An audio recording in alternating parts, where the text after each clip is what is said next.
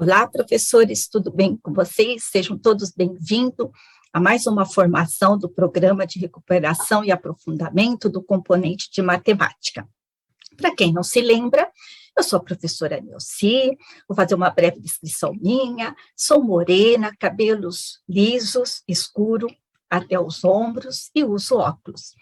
Bom, sou professora efetiva da rede já há bastante tempo, formadora de professores, sou PCNP da Diretoria de Ensino Centro-Oeste e tenho participado de vários programas de formação pela nossa secretaria e aqui com a equipe da EFAP, né, já ao longo dos anos aí, e desde o ano passado estou com as transmissões de ano do componente, né, de matemática do segundo ano.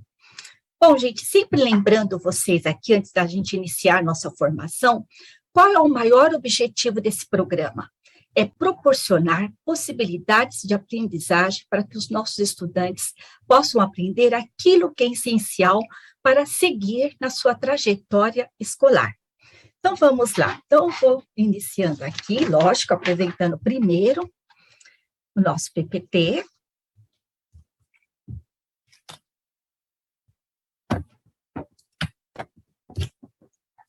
Só um minutinho aqui.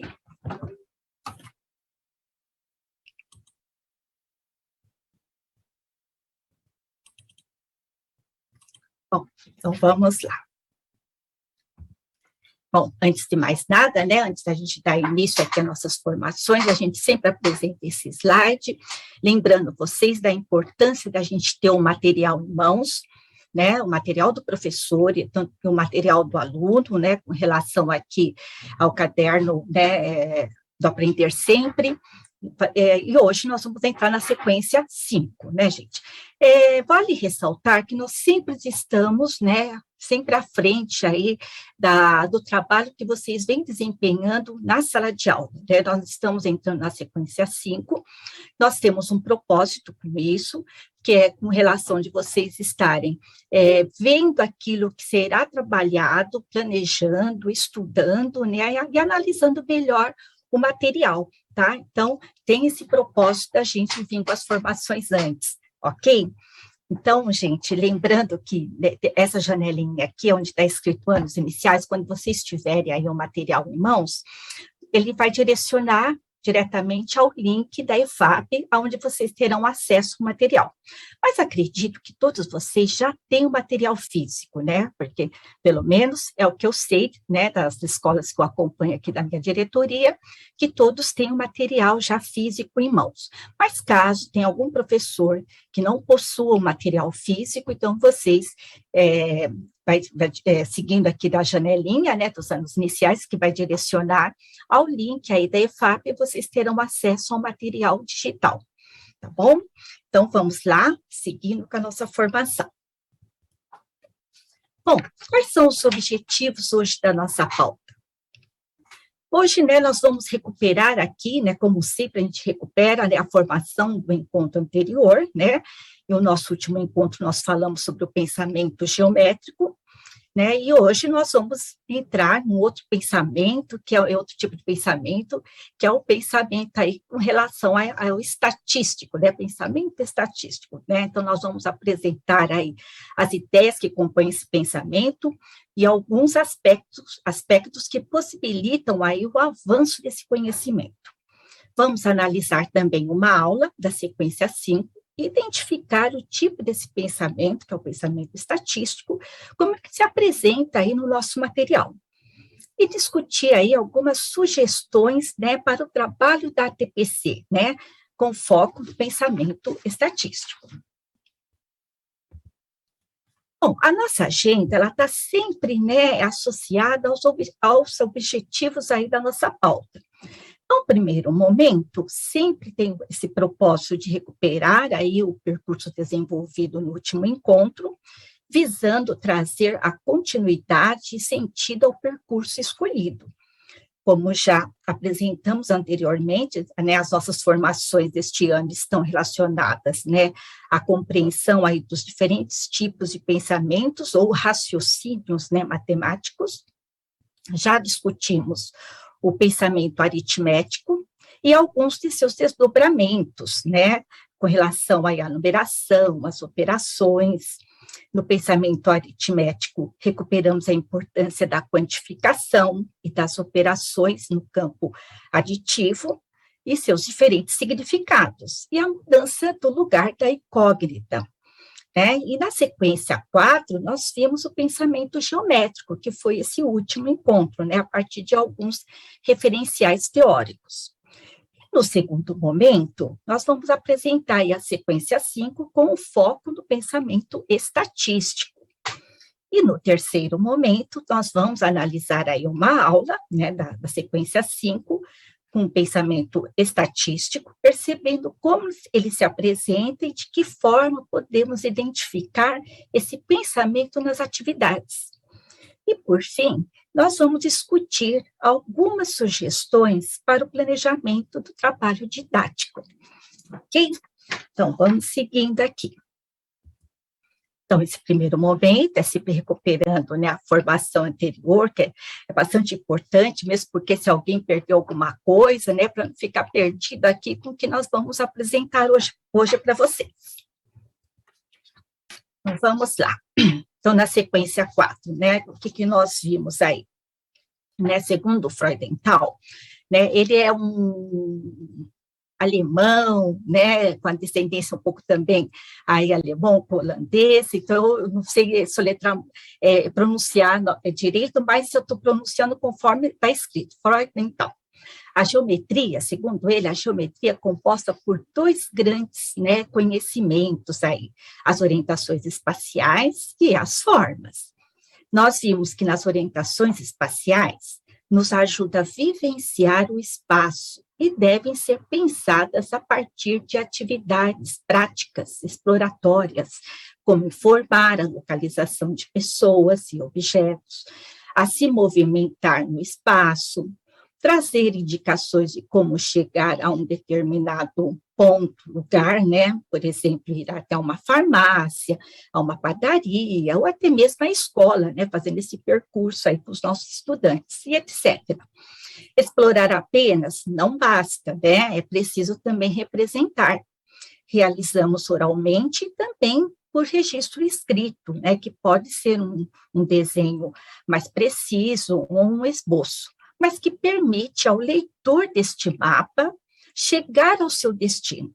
Tem que estar claro, compreensível essa representação, para que haja o entendimento, né? E tenha o objetivo de chegar até o ponto aí que foi colocado. Vimos também que o trabalho com as formas, ela perpassa pelo reconhecimento das figuras espaciais e planas. É preciso que se estabeleça também, né, uma progressão em relação à apresentação das tarefas para os estudantes, como foi posto na sequência aqui, né, o reconhecimento, a análise, dedução informal e dedução formal. Então, aqui é uma breve, né, recapitulando aquilo que nós vimos no encontro passado. E aqui, né, exemplificando tudo isso, né, que eu estou falando para vocês, são as atividades, né, as atividades com as orientações espaciais, que mostram aí os 3 aspectos discutidos nessa formação, que foi, no caso aqui, a movimentação, a localização e a representação. Essas atividades, elas parecem bastante simples, mas elas têm desafios aí, né, na sua realização, uma vez que os estudantes precisam saber para se movimentar, é necessário estabelecer uma referência, né, conhecer qual a direção, né, que vai tomar, qual é o sentido desse deslocamento, no caso estamos deslocando do ponto A até o ponto B, enfim, e na localização também é necessário ter um referencial para a sua identificação, né, como a gente apresenta aqui, alguns símbolos.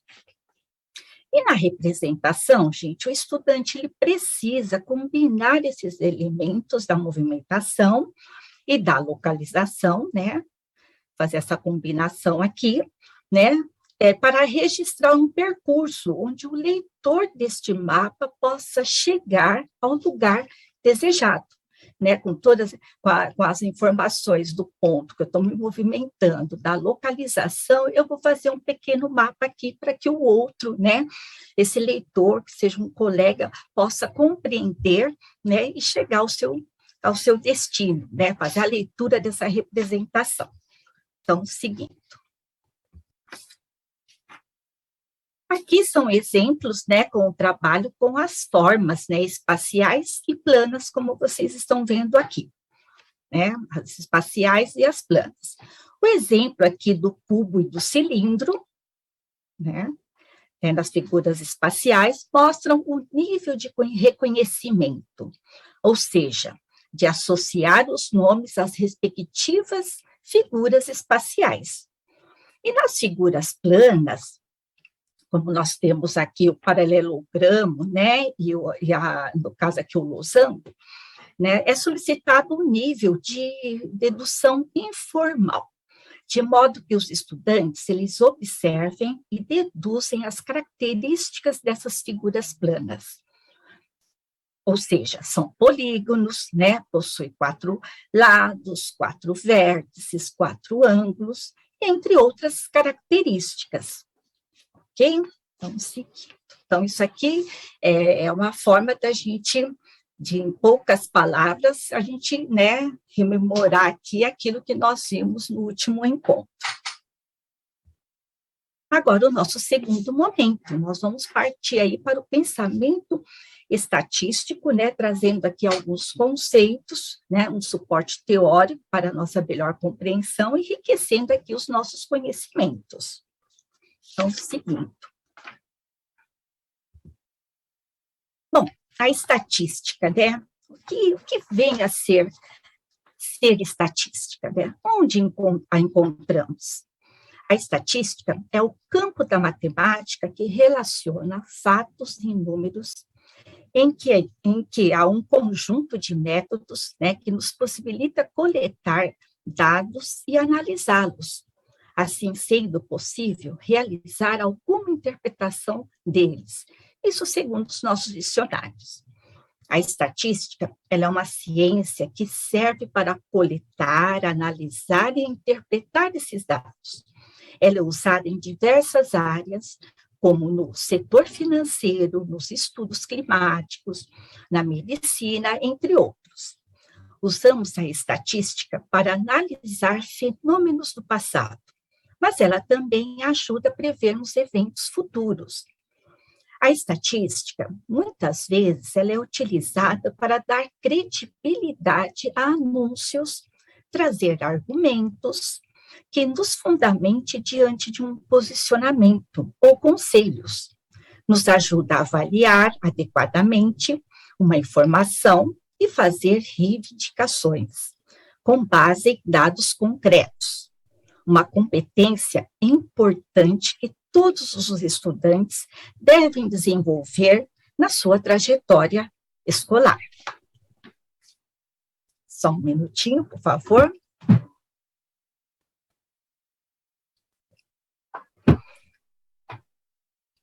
Seguindo aqui. Então, a estatística aqui, né? Então, como já mencionamos, né, a estatística está presente no nosso dia a dia. As informações referenciadas pela estatística dão credibilidade naquilo que lemos, pesquisamos e até mesmo no que escutamos, pois podemos confrontar, né, e analisar melhor as informações que nos são apresentadas. Ela dá suporte para que possamos nos posicionar diante de dados matemáticos. Olha, né, a importância que a estatística tem, né? É bom a gente refletir sobre isso. E também pensar no nosso trabalho que desenvolveremos com os nossos estudantes. Então, seguindo. Bom, pensamento estatístico aqui. Segundo Campos, né, em sua obra de 2007, um estudante, ele revela o pensamento estatístico quando é capaz de entender o processo no seu todo, perceber as diversas relações e o significado das variações, explorar os dados, além dos textos, né, além do que está nos textos, né, que estabelecem aí, e gerar questões e especulações que não estavam inicialmente previstas, quer dizer, é ir além, né? Então, esse é o propósito, né, que nós chegarmos aí com os nossos estudantes. Então, seguindo. Bom, segundo outro autor aqui, nós vamos sugerir aqui, que foi, né, que nós estudamos e que está, né, nas referências da nossa pauta. Então, segundo o autor Garfield e Gall, há 6 situações que permitem os estudantes desenvolver, né, o pensamento estatístico, né, nós não veremos as 6 aqui, eu vou citar as 6 para a gente ter uma ideia de quais são esses pensamentos, né, esses tipos de pensamentos aqui. Bom, nós temos o raciocínio sobre os dados, né, no caso o aluno é capaz de reconhecer e categorizar os dados, que são qualitativos, quantitativos, discreto ou contínuos.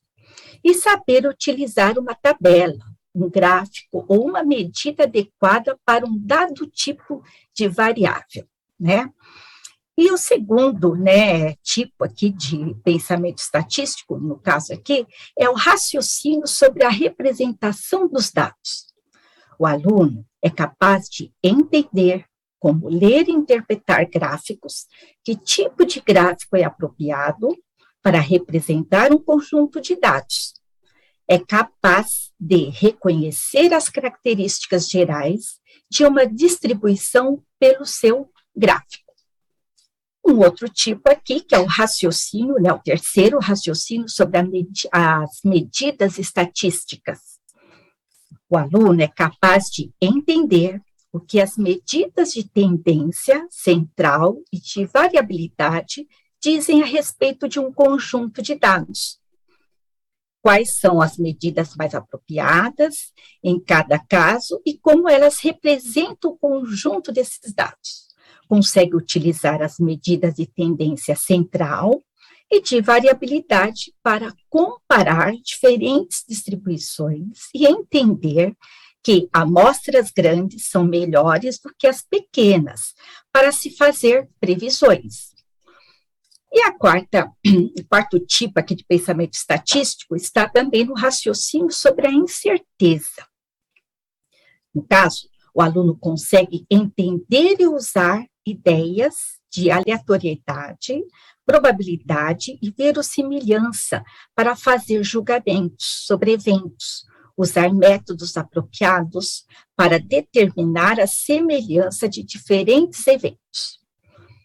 E o quinto tipo aqui, raciocínio sobre as amostras, o aluno é capaz de entender como as amostras se relacionam com a população e o que pode ser inferido acerca de uma amostra. Compreender que amostras grandes e bem selecionadas representam melhor a população. São capazes de tomar precauções quando examinam a população com base em pequenas amostras. E temos também, que é o sexto e último aqui, o raciocínio sobre associações. O aluno é capaz de julgar e interpretar as relações entre variáveis em tabelas de dupla entrada ou em gráficos. Entender que uma forte correlação entre duas variáveis não significa que uma seja a causa da outra. Vocês viram que são 6 situações aqui, né, que o autor aqui, né, Garfield e Gall, né, na sua obra de 1999 apresentaram, mas lógico que aqui no nosso público dos anos iniciais, nós focaremos em 3 delas, né, que é pensar sobre os dados, que é o que nós colocamos aqui neste slide, e nós veremos outros exemplos aqui, mas vamos pensar primeiro nesse aqui, pensar sobre os dados. Vamos ver o exemplo. Esse aqui. Então, aqui é um exemplo de situação, né, de pensar sobre os dados. Essa atividade, gente, esse exemplo aqui de atividade, gente, ele não é para ser apresentado, né, com o seu público, são com as crianças do segundo ano. Isso aqui é para elucidar, né, nossos conhecimentos aqui, né, para a gente ter uma ideia melhor de como trabalhar isso, mas para nosso conhecimento, tá? Só ressaltando isso aqui com vocês. Então, neste caso aqui, é importante, né, a gente também ampliar esses conhecimentos que a gente já possui, porque todos vocês possuem, mas a gente está só rememorando esses conhecimentos, né? Então, observando aqui o gráfico, poderíamos fazer várias leituras e interpretações. No caso aqui, do que se trata, né? Aqui, no caso de evolução da densidade demográfica, né? Quais são os dados que o gráfico apresenta, né? Nós temos aqui a escala, né? No caso aqui, de número de habitantes por quilômetro quadrado, e temos aqui as décadas, né? Dessa evolução. Então, o gráfico, ele apresenta dois eixos, né? O vertical e o horizontal, como eu já disse, aqui, do caso vertical, com um número de habitantes por quilômetro quadrado, né, e aqui na horizontal estão as décadas, né, dessa evolução demográfica que nós tivemos aqui. Então, aí no caso aqui, são esses dois eixos que estão apresentando e qual a variação dessa evolução? Que leitura que a gente pode fazer aqui? Né? Então, qual é a variação da evolução demográfica entre as décadas? Né? Então, é uma maneira de a gente olhar para a tabela, né, o gráfico aqui, né, as colunas, e fazer essa análise, né?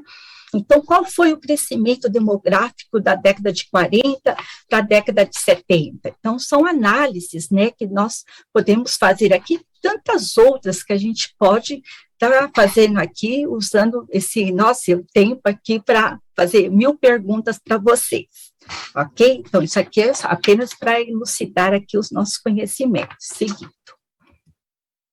E aqui, né, pensar sobre a representação dos dados. Então, aqui é o mesmo gráfico da gente, né, com esse outro tipo de pensamento, né, que é a representação dos dados. Então, neste caso aqui, o que se espera? Que o estudante é capaz, né, de entender como ler e interpretar gráficos. Que tipo de gráfico é apropriado para representar um conjunto de dados? É capaz de reconhecer as características gerais de uma distribuição pelo seu gráfico. Bom, gente, estou fazendo só um parênteses aqui. Tudo isso, como eu já falei, são gráficos que nós não vamos levar lá para a nossa turma, minha de segundo ano, mas nós, enquanto formadores, né, vocês, professores, é um momento de estudo nosso. Então, eu estou trazendo exemplos para a gente, para isso ir clareando, ficar bem mais claro para a gente poder trabalhar com os nossos estudantes em sala de aula, ok? Então, vamos lá. Aqui é um outro, né, aliás, o mesmo tipo de gráfico, né, mas um outro tipo de pensamento, que é pensar sobre as medidas estatísticas, né? Então, nesse caso aqui, o estudante, ele é capaz, né, de entender o que as medidas e tendência, né, central de variabilidade dizem a respeito de um conjunto de dados. Quais são as medidas mais apropriadas em cada caso e como elas representam o conjunto de dados. Então, quer dizer, no mesmo gráfico, a gente desenvolve, né, pelo menos na nossa turminha aqui, olhando para o nosso público, né, dos anos iniciais, com relação ao segundo ano, esses 3 tipos de pensamento, né, estatístico aqui. Então, só recapitulando aqui, a gente olhou para pensar sobre os dados, né, pensar sobre a representação de dados e pensar sobre as medidas estatísticas. Isso tudo, um gráfico pode ter toda essa amplitude aí com relação aos conhecimentos. Seguindo. Então, agora nós vamos para o nosso terceiro momento, né? Olhando aí para o nosso material, conhecendo e analisando aí a aula 6, e vamos ver como isso se apresenta, né, no nosso material. Então, seguindo. Vou pedir licença para tomar uma aguinha, gente.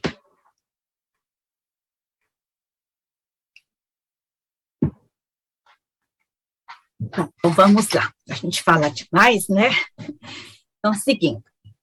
Então, aqui na aula 6, gente, comprando na lanchonete, né, tem como habilidade a EF01 MA19, né, reconhecer e relacionar aqui valores de moedas e cédulas do sistema monetário brasileiro para resolver situações simples do cotidiano, né, do estudante. Então, vocês estão vendo, a gente que essa habilidade, ela não está indicando o pensamento estatístico, né, mas o autor aqui dessa atividade, ele teve uma intencionalidade de fazer o uso dos conhecimentos estatísticos, chamando a atenção dos estudantes para a leitura e a representação dos valores, né, de forma variada, das possibilidades de compor esses valores, ou seja, das cédulas e moedas, com relação aos produtos constantes na tabela. Então, vimos aqui que a habilidade tão indicada no nosso material Aprender Sempre, ela não faz menção aí com a estatística, né, mas, no entanto, ela se utiliza desses elementos da estatística para apresentar e discutir os dados apresentados em tabelas, como é o caso aí da aula 6, que nós veremos a seguir.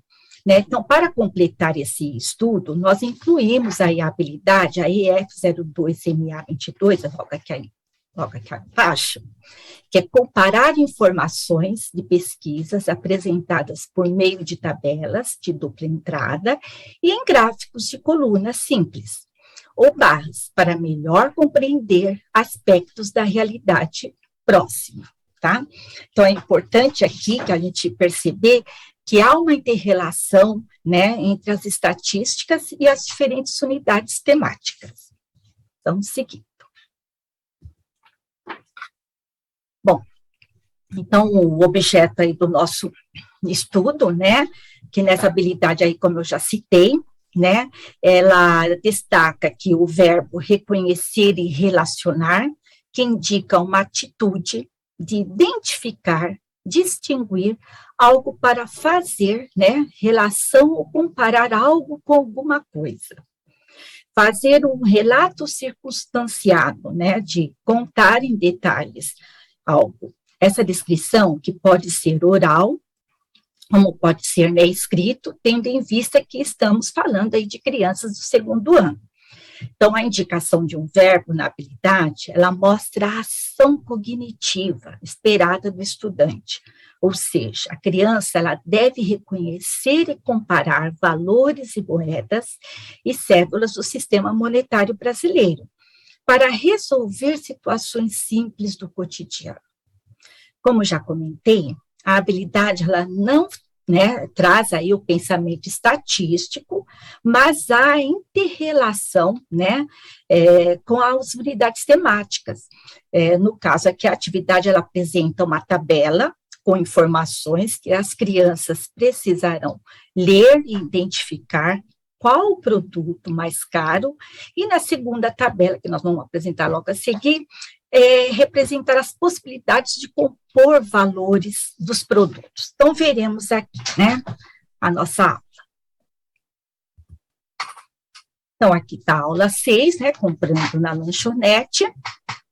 Então, aqui, gente, o objetivo da aula é relacionar valores, né, de moedas e cédulas do sistema monetário brasileiro para fazer compras. Então, antes de mais nada, a gente sempre vai sempre está lembrando disso, né, da importância aí do planejamento, do estudo do material, né, que não tem como a gente desenvolver uma aula sem analisar primeiro, não é mesmo? Então, para essa aula é preciso providenciar uma certa antecedência os materiais que serão utilizados, como conjuntos de cédulas e moedas para os estudantes. Vocês sabem que aí no material de vocês, no currículo em ação, existem anexos, né, com relação a esses materiais, que vocês podem, aliás, podem não, devem fazer uso, né, e vai ajudar bastante na realização dessa aula, né. Há também modelos para impressão, né, que poderíamos pesquisar aí na internet, ou até mesmo os chamados dinheirinhos, né, prontos que encontramos com facilidade. Aliás, muitos de vocês já possuem, né, esse material, ou também pode confeccionar, né, mas lembrando que nós temos o anexo aí no nosso material das cédulas e moedas que devem ser recortados, né, e cada estudante ter o seu conjunto aí, né, de cédulas e moedas em papéis, né, nos seus respectivos envelopes, né, para serem trabalhados na aula aí. Né, que a ideia é essa, que todos os estudantes tenham esse envelope com as cédulas para fazer uso na aula. Então, outro momento, assim, outro material também bastante importante, que não devemos esquecer, é providenciar aí um cartaz, representando aí as cédulas e moedas que serão utilizados, né, para ficar exposto aí na lousa, né, que para fazer essa representação dos valores, que são valores, né, são números decimais, no caso aí, ó, como estão apresentando aqui na tabela, como que eu represento esses valores de cada produto.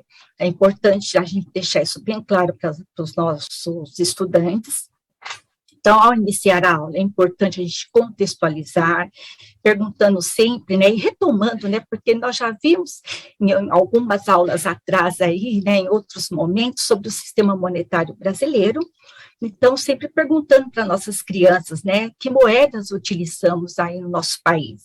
Qual é o símbolo do real, né? Quais as cédulas e moedas fazem parte do sistema monetário brasileiro?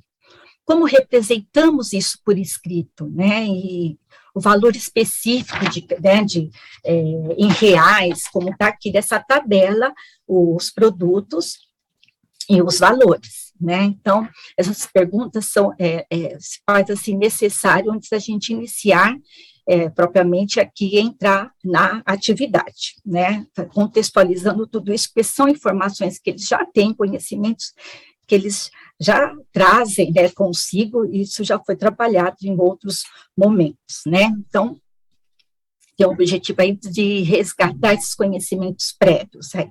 Então, enquanto discute essas questões, né, o cartaz de cédulas e moedas, como eu já disse, deve estar exposto aí na lousa, fazer a leitura do enunciado, que isso é fundamental, gente, lembrando que a maioria das nossas crianças não estão alfabetizadas, então é importante que a gente coloque isso para elas, leiam, né, faça essa leitura coletivamente, você, professor, você realmente fazer a leitura da atividade, ou se nós tiver, com certeza vocês têm estudantes que já têm o domínio da leitura, alguns deles sim, né, então Pedro e Lucas, a primeira atividade, Pedro e Lucas estavam na lanchonete da escola e observaram o cardápio de lanches, que é essa tabela aqui, com os produtos e valores, né, então, eles vão ter que observar, porque o item A é qual é o produto mais caro.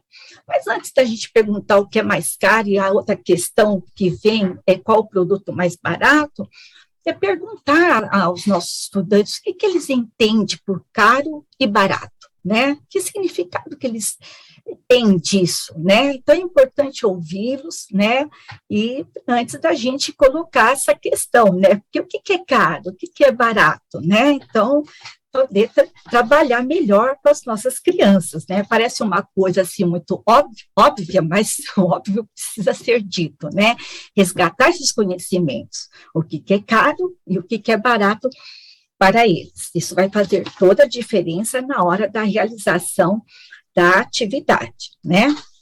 E é importante ouvi-los, né? A gente dá o espaço para que eles falem sobre isso, e às vezes a gente passa batido, e é uma questão bastante importante, não é simplesmente respondendo a questão, o que é caro, o que é barato, mas sim daquilo para que eles falem. Então, seguindo aqui, gente. Então, essa aqui já é uma outra tabela, né, no caso aqui, ó, como eu já falei, tem que dar espaço para que eles falem aí, né, e a gente ouvindo o que eles entendem sobre essas questões do caro e barato, e na segunda atividade vem uma outra tabela, né, apresentando, que eles vão ter que apresente 2 modos de comprar os seguintes produtos. Você pode desenhar as cédulas e moedas, então, tem aqui os produtos, e aqui eles vão representar de duas formas diferentes os valores desses produtos aqui. Então, também é importante para que eles... Aliás, gente, só lembrando que essa atividade deve ser feita em duplas, então tem que haver essa discussão, né, e eles se colocarem socializando aí essas atividades. Bom, gente, cabe ressaltar aqui que a tabela, ela apresenta, né, a primeira tabela é uma tabela simples, né, que mostra o cardápio e o respectivo preço, né, de cada lanche aqui, o que remete aos estudantes ter que pensar sobre os dados, estabelecendo uma relação entre o que será pedido e o respectivo valor monetário. Já na segunda, né, aqui já é uma segunda tabela aqui, né, que vocês estão vendo, uma tabela com duas colunas, né, a tabela de dupla entrada aqui, tem os produtos, né, os produtos estão colocados aqui, e eles vão ter que representar as duas formas diferentes, né, dos valores desses produtos, olhando aí para a primeira tabela.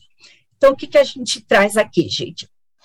Uma complexidade maior, né, então, a primeira eu vou observar, né, e até responder nas questões o que eu entendo por caro e barato, daqueles produtos, tem um produto que é mais caro e outro que é mais barato, né, e aqui eu vou fazer a representação.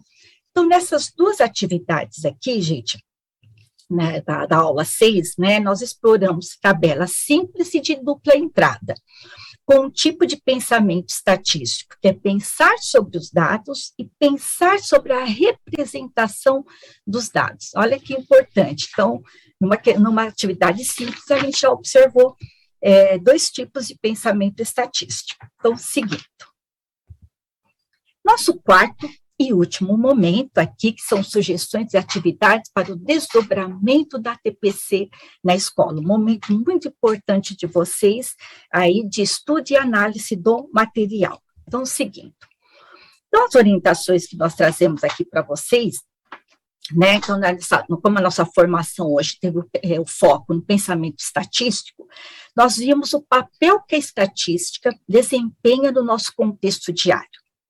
Todos os dias recebemos muitas informações, né, que são apresentadas em forma de tabelas e de gráficos, e precisamos saber ler e interpretar essas informações como forma de compreendê-las melhor e levantar conjecturas, argumentos e nos faça posicionamentos frente ao que nos foi apresentado, de modo a nos tornarmos um cidadão mais crítico e participativo da sociedade.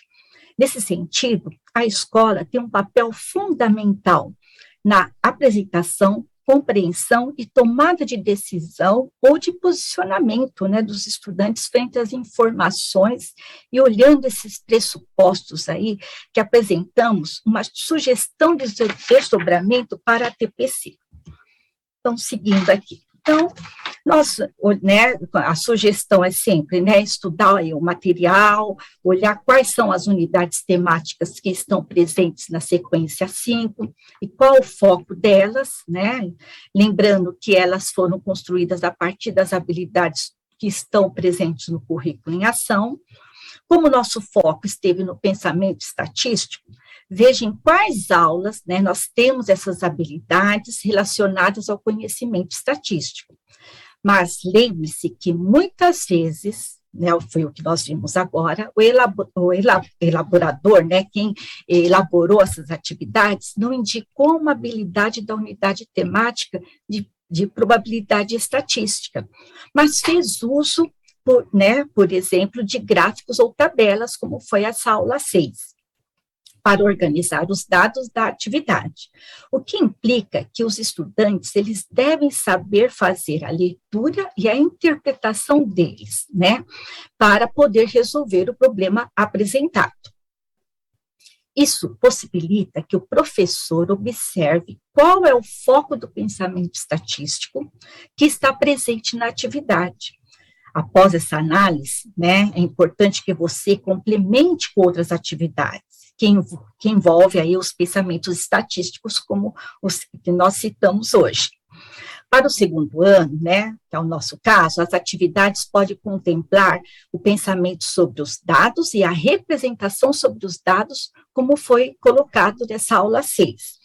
Então, a seguir, apresentaremos uma planilha que vai facilitar bastante aí o trabalho de vocês, né, com uma síntese aí que pode estar com foco, né, no pensamento estatístico e trazer indicadores para o planejamento de novas atividades relacionadas a esse tema.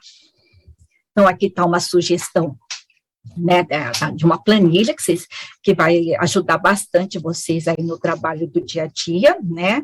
Se essa planilha, no caso aqui, vocês olhando para o material do Aprender Sempre, né, vão observar se há habilidades relacionadas ao conhecimento estatístico, se as atividades fazem uso de tabelas ou de gráficos, apesar de não indicar a habilidade relacionada ao conhecimento estatístico, vocês estão vendo que há uma inter-relação aí entre as unidades temáticas. Né, observe nas atividades em que há o uso de tabelas e gráficos, qual o tipo de pensamento estatístico ela apresenta, pensamento sobre os dados, pensamento sobre a representação de dados ou pensamento sobre as medidas estatísticas. E durante a análise, vá marcando na tabela a sua percepção sobre o tipo de pensamento estatístico que a aula apresentou. Você pode fazer uso dessa planilha. Então, essa planilha vai ajudar bastante a gente poder identificar esse tipo de pensamento estatístico. Então, seguindo. Bom, gente, foi corrido, né? Agora eu fiquei preocupada que eu olhei o tempo aqui, então vamos acelerar. Então, nós estamos chegando aqui, né, finalizando a nossa formação, sistematizando aqui o que nós vimos hoje. Nós recuperamos, né, os saberes aí, quais foram os saberes, né, construídos hoje? Nós recuperamos aí a formação anterior, né, sobre o pensamento geométrico, apresentamos as ideias que compõem o pensamento estatístico, analisamos uma aula, a aula 6 dessa sequência 5, olhando para o pensamento estatístico, embora não é uma habilidade voltada para isso, mas é uma habilidade que tem uma correlação, inter-relação aí com o pensamento estatístico, né, e discutimos sugestões para o trabalho na TPC com foco no pensamento estatístico. Bom, e aqui são as nossas referências que utilizamos, né, para a construção da nossa pauta e os nossos estudos. Deixa eu só interromper aqui. Bom, gente, espero ter contribuído com as reflexões de vocês, né, com os pensamentos aí, com a análise aí do material. Espero ter atingido os objetivos e em breve possamos estar nos encontrando novamente. Bom estudo, bom trabalho a todos vocês. Até mais.